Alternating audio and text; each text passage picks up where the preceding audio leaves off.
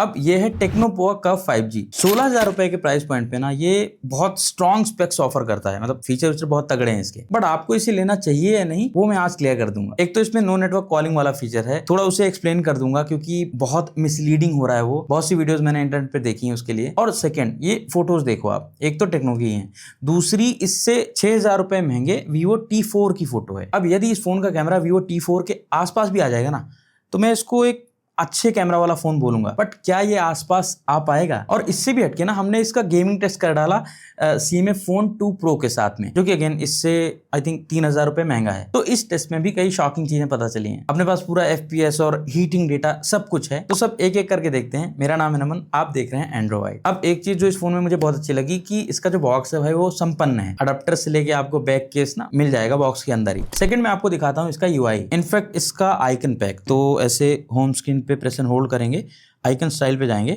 यहाँ पे vision art करके एक ऑप्शन मिल जाता है, इस पे क्लिक करेंगे, आइकन साइज भी चूज कर सकते हैं, अप्लाई किया। अब ये वाला UI देखिए आप, इसमें ना बहुत क्लीन सा लुक है।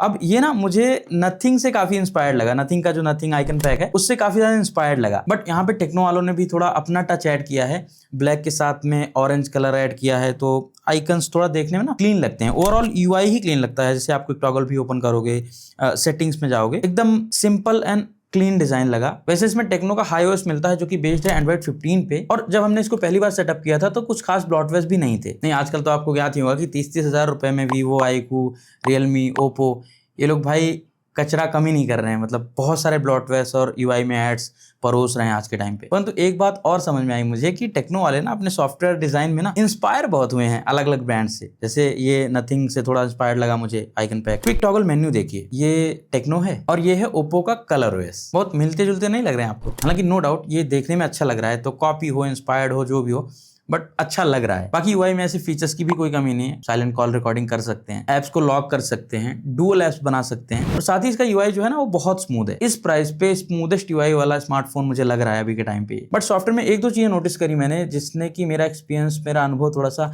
खराब किया है। मेरे पास ये 8GB रैम वाला वेरियंट है, बट इसका जो रैम मैनेजमेंट है ना बहुत पुअर है। मतलब एप्स बैकग्राउंड में रखने नहीं देता, ये एप्स को एग्रेसिवली भाई एकदम किल कर देता है। बाकी एक और कमी लगी कि टेक्नो ने जो सॉफ्टवेयर OS का प्रॉमिस किया ना, इसमें सिर्फ एक OS अपडेट देंगे ये, और 2 साल का सिक्योरिटी पैच अपडेट। 2+3 years का अपडेट ना होना ही चाहिए था इस फोन में। क्योंकि देखो इन दोनों कमियों को थोड़ा साइड करते हैं ना, तो जैसे हम इसका नेटवर्क डिपार्टमेंट देखते हैं तो वो भाई बहुत स्ट्रॉन्ग पॉइंट है इसका। अच्छी 5G कनेक्टिविटी है, 5G कैरियर एग्रीगेशन का भी सपोर्ट मिलता है, काम भी कर रहा है, Wi-Fi 6 का भी सपोर्ट है, NFC भी मिल जाता है जो कि इस प्राइस पे बहुत सी ब्रांड स्किप कर देती हैं। आयर ब्लास्टर भी है, तो इंफ्रारेड रिमोट का यूज करके आप अपने घर के अप्लायंसेस भी चला सकते हैं, कंट्रोल कर सकते हैं। बट एक फीचर इसमें ऐसा है जो कि सोशल मीडिया पे ना थोड़ा गलत तरीके से दिखाया जा रहा है। इसमें जो नो नेटवर्क कम्युनिकेशन वाला फीचर है ना, इसकी बात कर रहा हूं मैं। पहली बात तो टेक्नो ने इसका नाम अल्ट्रा लिंक भी रखा है, फिर अंदर जाएंगे तो नाम फ्री लिंक हो जाएगा। ये अजीब सा है। देखो पहली बार बताना चाहूंगा कि ये कोई पहला फोन नहीं है जो कि इस तरह का कोई फीचर ऑफर कर रहा है। ओप्पो और OnePlus अपने कई फोन्स में बीकन लिंक नाम से सिमिलर फीचर ऑफर करते हैं। अब यहाँ पे कई लोग कह रहे हैं कि भाई बिना सिम, बिना नेटवर्क के, बिना रिचार्ज के कॉल हो जाएगी, तो ये चीज कुछ हद तक सही है। बट भाई ये फीचर ना ब्लूटूथ टेक्नोलॉजी को यूज करता है। तो पहली बात, दूसरा फोन जिसके साथ आपको कॉल करनी है वो आपके आसपास होना चाहिए, 100-150 मीटर के आसपास ऐसा कुछ रेडियस रहेगा। और दूसरी सबसे महत्वपूर्ण बात, दूसरा फोन भी टेक्नो पोवा कर्व ही होना चाहिए। ऐसा नहीं कि आप जहां मर्जी जिस मर्जी फोन को कॉल कर सकते हैं बिना सिम, बिना नेटवर्क के, एयरप्लेन मोड में, ऐसा नहीं है। बट मैंने देखा कि बहुत से लोग ना फर्जी तरीके से इस वाले फीचर को ओवर हाइप कर रहे हैं, प्रमोट कर रहे हैं, तो इसलिए मैंने सोचा कि थोड़ा सा एक्सप्लेन कर दूं। क्योंकि देखो इसके अलावा ना इसका जो डिजाइन है वो भी इसका एक प्लस पॉइंट है। फोन बड़ा है, ऐसे बहुत कॉम्पैक्ट फोन नहीं है, बट बल्कि नहीं है, और स्लिम एंड लाइट फोन है। प्लास्टिक का बैक है और फ्रेम भी प्लास्टिक का ही है, बट जैसे मेरे पास ये नियोन सियान कलर है, मैट फिनिश मिलता है इसमें। पीछे थोड़ा यूनिक सा कलाकारी करी गई है, इसमें NFC भी लिखा गया है, 5G का थोड़ा यूथ सेंट्रिक डिजाइन दिया गया है इसको। डुअल नैनो सिम यूज कर सकते हैं, माइक्रो SD कार्ड नहीं लगा पाएंगे आप इसमें। डिजाइन इस प्राइस के हिसाब से ना इसका अच्छा लग रहा है। हैप्टिक मोटर नॉर्मल वाली यूज करी गई है, डुअल स्पीकर्स मिल जाते हैं, डॉल्बी एटमॉस का भी सपोर्ट मिलता है। स्पीकर की क्वालिटी मुझे ठीक ठाक लगी इस प्राइस के हिसाब से, ऐसा बहुत लाउड, बहुत रिच स्पीकर्स नहीं है, ठीक ठाक है, आपको मतलब डिसेंट एक्सपीरियंस दे देंगे। बट इसमें एक 6.78 इंचेस की कर्व्ड एमोलेड डिस्प्ले लगाई गई है। रेजोल्यूशन भी फुल HD है, 1300 निट्स की पीक ब्राइटनेस है। हमने इसको आउटडोर्स में भी टेस्ट किया था, कंपेयर भी किया था Vivo T4 के साथ, जो कि अगेन इससे महंगा है। तो ब्राइटनेस इसकी बढ़िया है। आउटडोर्स में एकदम धूप रहती है तब भी चीजें आपको क्लियर दिखेंगी इसमें। बट अगेन इसको भी ब्रांड ना प्रमोट कर रहा है, 144 हर्ट्ज का रिफ्रेश रेट है इसमें। फैक्चुअली तो सही है, मतलब कुछ गिनती के ऐप्स का सपोर्ट है इसमें, 144 हर्ट्ज पे वो चलते हैं, बट बस कुछ ही एप्लीकेशन है जो आप लिस्ट यहाँ पे देख रहे हैं ना, यही 144 हर्ट्ज को सपोर्ट करते हैं, वो भी आपको मैनुअली सेट करना पड़ेगा जाके। इसके अलावा सारे एप्लीकेशंस 120 हर्ट्ज तक ही चलेंगे। तो ये भी मुझे थोड़ा सा मार्केटिंग गेमिंग टाइप का लगा, क्योंकि 144 हर्ट्ज का सपोर्ट है तो ज्यादातर थर्ड पार्टी एप्लीकेशंस पे सपोर्ट होना चाहिए उसका। बट इसको साइड करते हैं और डिस्प्ले को ओवरऑल देखते हैं ना, तो डिस्प्ले सही है। जैसे मूवीज देखते हैं, वीडियोस देखते हैं, तो वहां पे कोई दिक्कत नहीं होगी। यूट्यूब पे भी 4K HDR का सपोर्ट मिल जाता है इसमें, और नेटफ्लिक्स में भी फुल HD कंटेंट एंजॉय कर सकते हैं। HDR का सपोर्ट नहीं मिलता वहां पे हालांकि, बट डिस्प्ले अच्छी है। इन डिस्प्ले फिंगरप्रिंट स्कैनर है जो कि बढ़िया काम कर रहा है।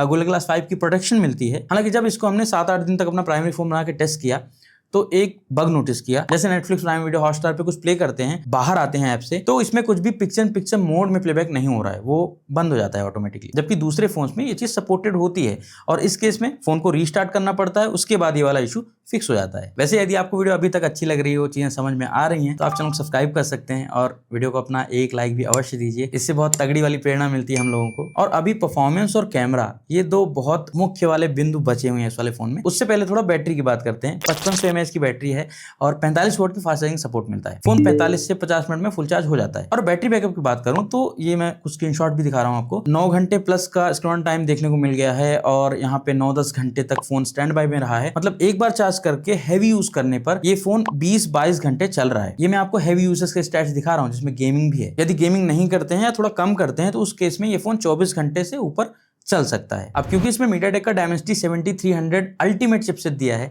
अब MediaTek वाले भाई ऐसे ही नेमिंग करते हैं, अल्टीमेट, प्रो मैक्स, अल्ट्रा, ऐसे एक ही चिप के बहुत सारे रूप होते हैं इनके। तो इसमें MediaTek का Dimensity 7300 अल्टीमेट है। इसके साथ LPDDR5 रैम और UFS 2.2 स्टोरेज का कॉम्बिनेशन मिलता है। तो अभी मैं आपको Antutu Geekbench के इसको दिखा देता हूँ, इसे देख लो आप। बट यहाँ पे हमने सोचा कि इसको सिमिलर चिपसेट वाले स्मार्टफोन के साथ कंपेयर करना चाहिए। तो हमारे पास था CMF Phone 2 Pro, जिसमें कि MediaTek Dimensity 7300 Pro चिपसेट है।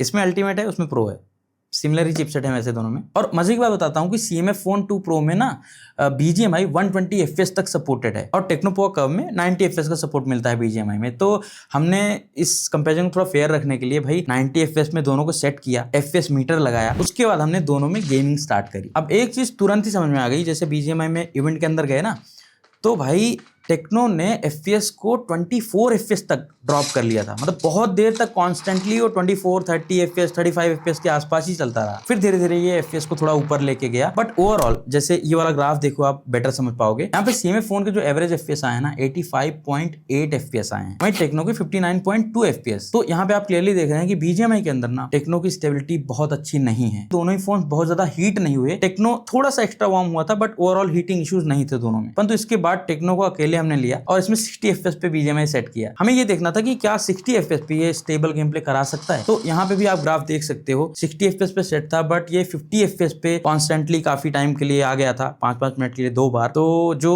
BGMI की ऑप्टिमाइजेशन इस वाले फोन की ना, वो थोड़ा सा मुझे कमजोर लग रही है। हाँ, एक बात अच्छी लगी कि इसके UI में ना AI फीचर्स बहुत सारे दिए हैं टेक्नो ने भाई। इनकी एक एला असिस्टेंट भी है, और ये काफी प्रमोट भी कर रहे हैं कि इसमें रीजनल लैंग्वेजेस का भी सपोर्ट है AI के अंदर। सिर्फ बंगाली लैंग्वेज का सपोर्ट है, इंडिया में रीजनल लैंग्वेजेस बहुत सारी हैं, तो ये भी थोड़ा सा मार्केटिंग गिमिक लगा मुझे। बट इसके अलावा कई यूजफुल प्रोडक्टिव AI फीचर्स भी मिलते हैं इसमें, जैसे कि AI फोटो प्रॉब्लम सॉल्वर है। मतलब कुछ क्वेश्चन, कुछ प्रॉब्लम आप दे दो इसको, तो ये सॉल्व कर देगा AI की हेल्प से। AI ऑटो आंसरिंग है, इसको आपने सेट कर दिया।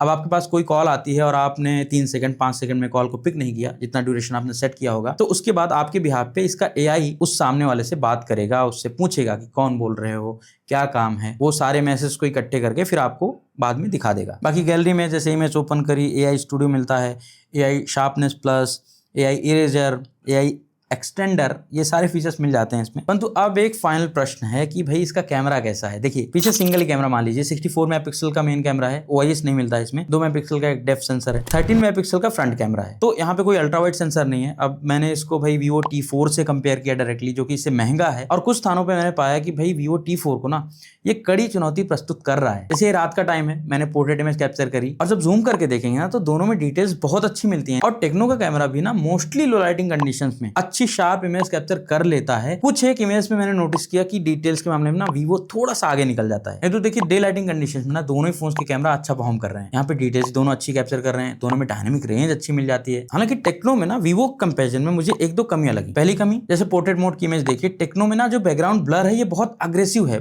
थोड़ा अननेचुरल सा बोके लगता है। और सेकंड जैसे मैंने ये टी शर्ट पहनी हुई है, ये रेड है एक्चुअली, वीवो ज्यादा क्लोज टू रियलिटी है, यहाँ पे टेक्नो ने इसको थोड़ा पिंक बना दिया है। अदरवाइज 1x पोर्ट्रेट्स की बात कर लें या फिर 2x पोर्ट्रेट्स की बात कर लें, ओवरऑल इमेज में skin tones, colours, dynamic range सब बढ़िया मैनेज कर रहा है ये भी। और ओवरऑल जज करूं तो इसका कैमरा वीवो T4 के ना काफी आसपास है जो मेन कैमरा है, जो कि मेरे लिए भाई थोड़ा आश्चर्यचकित करने वाली बात थी। यार अब इसके फ्रंट कैमरा की फोटोज देखते हैं। तो यहाँ पे भी जब फोटोज को आप जूम करेंगे ना तो टेक्नो में भी डिटेल्स बहुत अच्छी मिल रही हैं। हालांकि अलग अलग लाइटिंग में मैंने नोटिस किया कि वीवो की स्किन टोन्स ना ज्यादा कंसिस्टेंट हैं। ये टेक्नो क्या करता है ना, कई बार व्हाइट कर देता है, कई बार हल्का सा एक रेडिश टोन ऐड कर देता है फोटोज में, और कुछ जगहों पे सिमिलर फोटोज भी कैप्चर कर ले रहा है। मुझे मेन दिक्कत थी कि डिटेल्स शायद उतनी अच्छी ना रहे, बट डिटेल्स अच्छी हैं। जूम करोगे शार्प इमेज आपको मिल जाएंगी। तो इसके मेन कैमरा के साथ में फ्रंट कैमरा भी सही परफॉर्म कर रहा है। मैं 16,000 रुपए के हिसाब से देख रहा हूँ इसको। इनफैक्ट मैं क्या करता हूँ कि दोनों की ओरिजिनल इमेज ना ड्राइव पे अपलोड करता हूँ, आप डाउनलोड करो, चेक करो दोनों में क्या डिफरेंस आपको समझ में आता है, वो कमेंट में डिस्कस कर सकते हैं। बाकी वीडियोस की बात करें तो जो मेन कैमरा है वो 4K 30 FPS वीडियो शूट कर सकता है। दोनों की वीडियोज आप देख सकते हो। OIS नहीं मिलता है तो EIS के साथ में दोनों स्टेबलाइज करते हैं फुटेज को। अब यहाँ पे दोनों ही फुटेज में आपको ना थोड़ा थोड़ा जर्क नोटिस होगा जब वॉक करते हुए बनाएंगे तो, but overall colours and dynamic range ना ठीक मैनेज कर रहे हैं दोनों। और फ्रंट कैमरा की भी यही कहानी है, दोनों फोन पहली बात 4K 30 FPS रेजोल्यूशन को सपोर्ट कर रहे हैं फ्रंट कैमरा से भी, अच्छी बात है। अब यहाँ पे मैंने नोटिस किया कि वॉक करते हुए वीडियोस बनाते हैं ना तो टेक्नो थोड़ा ज्यादा स्टेबल रखता है फुटेज को, बट जो स्किन टोन्स है जैसे फ्रंट कैमरा फोटोज में मैंने नोटिस किया था वो यहाँ पे वीवो की बेटर है। तो ये जो कैमरा कंपेरिजन वाला पार्ट था ना, ये मैंने रेफरेंस पॉइंट लेने के लिए मतलब रखा था कि इसका कैमरा कहाँ पे स्टैंड करता है। तो मेरा जो कंक्लूजन निकला है कैमरा का वो ऐसा है कि भाई कैमरा में थोड़ी बहुत कमियां हैं, बट 16,000 रुपए के हिसाब से देखते हैं तो कैमरा अच्छा कहूंगा। आप इससे अलग अलग लाइटिंग में usual photos and videos capture कर सकते हैं। तो अब यदि मैं कंक्लूड करता हूँ, निष्कर्ष की बात करता हूँ, तो देखो डिजाइन अच्छा है, प्राइस के हिसाब से कैमराज भी अच्छे हैं, display, multimedia and software experience, specially जो UI पार्ट है वो भी बहुत सही है प्राइस के हिसाब से, और बैटरी और चार्जिंग की साइड से भी कोई दिक्कत नहीं लगी। तो 16,000 रुपए पे एक ऑलराउंडर टाइप का स्मार्टफोन लग रहा है अभी के टाइम पे ये। बट हाँ, इसके जो मार्केटिंग गिमिक्स वाले फीचर्स है ना उनके चक्कर में मत पड़ना। और कॉन्स देखे तो मेरे हिसाब से इसमें माइक्रो SD कार्ड भी नहीं लगा सकते, तो 256 GB वेरिएंट होना चाहिए था। और इसके रैम मैनेजमेंट को थोड़ा ऑप्टिमाइज कर देंगे ना तो एक्सपीरियंस और बेटर हो सकता है इसमें, क्योंकि भाई टेक्नो इस वाले फोन के साथ में युवा वर्ग को आकर्षित करने का प्रयास कर रहा है। बाकी आपके क्या विचार हैं टेक्नो पोवा का 5G के बारे में, वो आप कमेंट्स में बता सकते हैं। वीडियो यदि आपको अच्छी लगी वीडियो को लाइक करना, चैनल सब्सक्राइब करना ना भूलिएगा। हम मिलेंगे आपसे अगली वीडियो। नमस्कार।